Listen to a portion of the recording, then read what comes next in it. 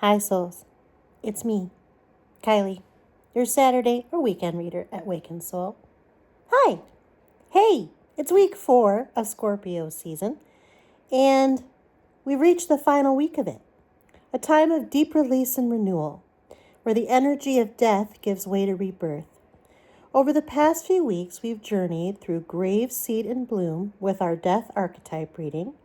We've explored our personal stories in the pick-a-pile we did in week 2, and worked through transformation of those stories in the alchemy spread. Now we come to the closing chapter, the integration reading, called Harvest, Compost, and Seed. This spread helps us reflect on what we've gathered, what we're ready to release, and what new potential is quietly forming beneath the surface. So like the death archetype reading, this reading will be for everybody who's watching this video. It doesn't have the pick-a-pile associations to it. This is a universal message, kind of, as I said in the intro, helping us reflect on what we've gathered, what we need to release, and what's quietly forming beneath the surface as we flow into Sagittarius season. For this integration reading, I, of course, will be using our deck of the season, the Ethereal Dreams Tarot. This is probably the final week I will use this in these videos for a while, but I think it's been a very Scorpio appropriate deck. So very happy to use it for this reading. And then finally, I'm going to be using the Wisdom of the House of Night Oracle for some button advice on the season. This one shouldn't be as long as other ones, but you know, I'm a wordy sort, so I can't promise anything. So here we go. The very first card that I'm going to draw is called the Harvest card. It's what's ripened through this season's work. So I'm going to do the shuffle.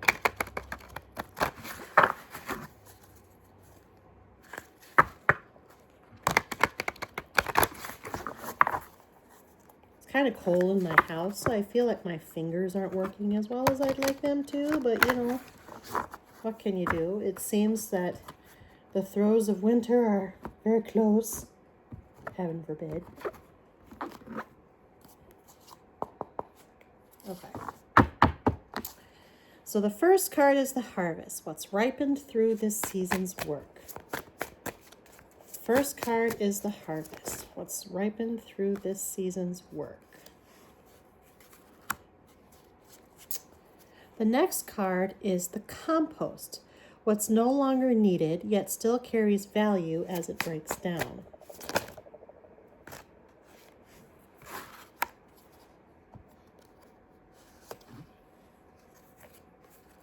That's 2 cards. And then the third card is the Seed, the quiet spark of new life already stirring beneath the surface.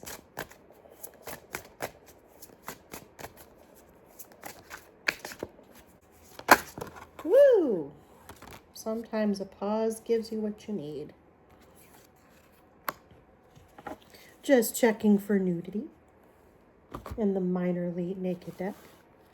And then finally, I'm going to shuffle the Oracle for advice for the season transition. This is the one that has silver leaf, as you might be able to see me working through this. And this is also the deck that I picked up in the card exchange. And another one is coming up here later in November. Check the Waken Soul Facebook page for news about that event. Spirit, what advice do you have for our viewers as they transition into Sagittarius season? What advice do you have for our viewers as they transition into Sagittarius season? It's too many. What advice do you have for our viewers as they transition into Sagittarius season? Ooh. Because there's kind of a reinforced message in that oracle. And that oracle I will probably read from the book on, just because, again, I'm still working and learning through this deck. Okay. So the Harvest card we have is the Three of Diamonds. This has come up before, our Three of Pentacles. This card represents the wisdom, growth, or gift that's fully developed, what all your inner work has produced. Scorpio's energy asks us to see not just what ended, but what matured through that ending. So ask yourself, what did I gain through the shedding? That's your harvest. What you gained is you ascended. You up-leveled. I think you also gained a sense of support because the Three of Diamonds, remember, is the Three of Pentacles, and pay no attention to the sign here. I don't know why it says Gemini. Oh my word. Do you know that Mercury retrograde started? I'm recording this on November 9th, the very start of Mercury retrograde, and I am a Gemini. I'm trying my very level best. I apologize for all the screw-ups. Okay, but it says Gemini on the Three of Diamonds, and I still don't understand why the signs in this deck are assigned as they are, because Gemini is an air sign and is most often associated with swords, which in this deck would be spades. So I'm still trying to figure out what the deal is there. But nevertheless, small digression. What you gain through the shedding, what you gain through that inner work is that idea that you've sort of ascended spiritually. Maybe you have found a greater purpose. You've certainly potentially found more support for what you've been trying to do or what you've been trying to achieve.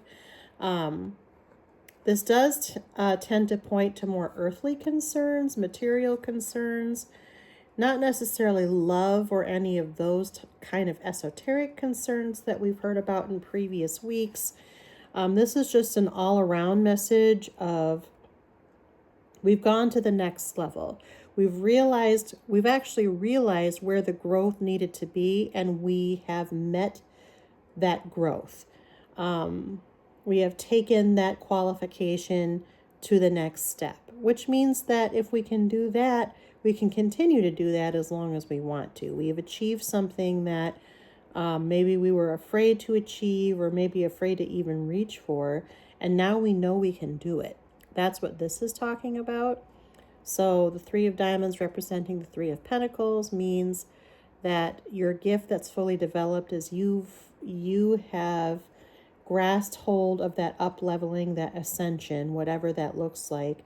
And a lot of this month's readings has been spiritual. So I think with the next couple of cards, that's going to come to bear as well. But either way, there is a sense that we're improving, we're getting better, we're growing, we're reaching for sort of the next step, the next rung on the ladder, the next level of awareness, those kinds of things. That's the harvest that we have witnessed in this season. The compost, what's ready to return to the soil, is two different cards. We have the Priestess, which in this deck is the same as the High Priestess. And we have the Devil.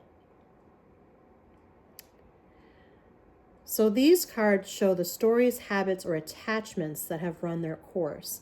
Compost is decay, but it's sacred decay. It's how the old nourishes the new. Let these cards remind you that even endings have purpose. What you release becomes the soil for what's next.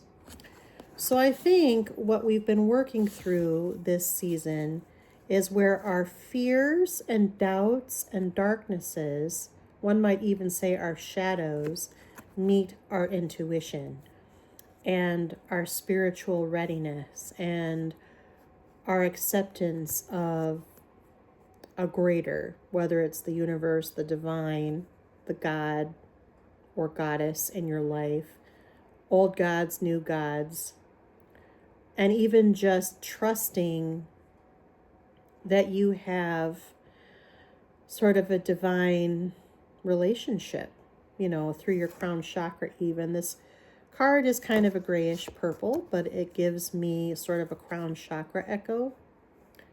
So I think what has shown decay here is that as you've been letting go of fear and darkness and doubt, this gift has been nourished, has grown. Even if there are still fears and shadow thoughts and shadow selves that you're working through, as you shed each layer of this onion, healing old wounds, child wounds, attachment or abandonment wounds, as you do that and as each layer kind of comes away, your spiritual possible gifts, or at least spiritual strength, has increased. And you're also learning to trust yourself more, right? The High Priestess is all about trusting our inner knowing. And so what's ready to return to the soil is this shadow self, this fear and temptation and doubt that has kind of been plaguing our thoughts and impeding our gifts. And then what's going to hopefully grow from the soil and continue to grow along that line of up-leveling as well, to show this card again, is our intuition, maybe even our psychic abilities. In fact, as I say that, I'm getting chills.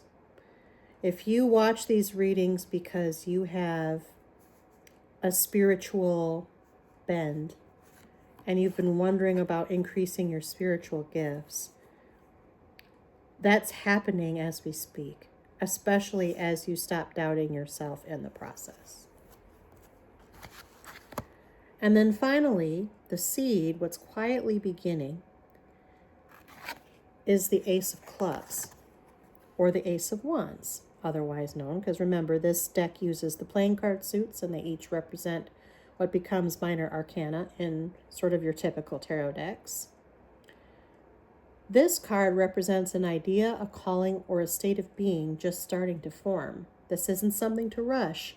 It's the whisper of the next chapter. The seed asks for patience, trust, and care while it takes root through the winter ahead. You are feeling completely inspired. This is spiritual inspiration. This is vocational inspiration. This is purpose-driven inspiration. It isn't the type of inspiration that strikes you like a bolt of lightning, such as the Tower might imply. But this is a very strong and connected sense of purpose that comes from honing your intuition by releasing those shadows, the fear, the doubt, the darkness, the temptation. This up-leveling is allowing you to see the steps forward in your journey, whether that journey is spiritual, work-related, a combination of both. There are 0 cups in this reading, and the only very feeling card here is the High Priestess, or the Priestess in this deck. But the whisper of the next chapter is that you're getting ideas. These ideas are forming, and Sagittarius is a very purpose-driven season. We'll talk about that in next week's reading when we revisit an archetype reading, which in that case will be Temperance. Here, though, as we close out this Scorpio season, the patience, trust, and care that you need to sort of place in this is allowing this inspiration to settle into your mind, your body, your soul. You're going to be able to use these colder months, even the next colder month, to sort of foster and fan that inspiration. She's got a lot of feathers on her face in this Ethereal Dreams Tarot card. So to me, it's like she's looking through the curtain, or looking through the shade or the foliage, even if she's sort of hiding in and waiting. Not because she's watching other people, but because she's setting out and carving out time for her to contemplate and to really allow those seeds of inspiration to settle. Don't rush this process. That's key. Allow it to do its thing, to do its magic.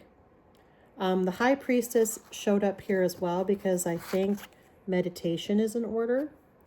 Meditation can look like a lot of things. It doesn't have to be sitting quietly and forcing everything out of your mind and trying to envision other things. It can also be putting on white noise or journaling or lighting a candle or doing a ritual or pulling a tarot card. Whatever that looks like to you, blow the bellows into this inspiration, but don't force it. Allow it to germinate, to sprout, to grow. It's not going to be spring whenever this comes to pass or rises out of the ground, but it can't be forced out tomorrow. That's really the message of this card. But the inspiration is there. And that bodes very, very well as we go into Sagittarius season, because the Archer, like I said, is very goal-driven, very purpose-driven. And we'll talk about that next week. Now, as far as advice, there was one card drawn, which was the High Priestess of Air, which is very interesting because we have the High Priestess here. We have no air-related card other than that. But I thought, the High Priestess of Air meets the High Priestess. What could this have to say to us? And that's what I'm going to read right now.